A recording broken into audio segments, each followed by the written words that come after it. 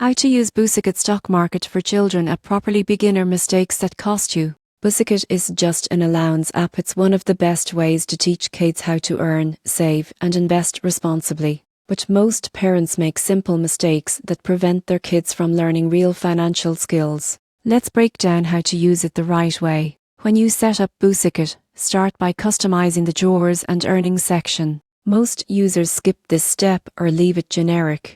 But assigning real-world value to chores teaches kids how income works. For example, earning $5 for mowing the lawn gives context to money earned through effort. The next mistake is not activating the investing feature. BusyKid lets children buy fractional shares of real companies. This is where the magic happens. Kids can invest in brands they recognize, like Disney or Nike.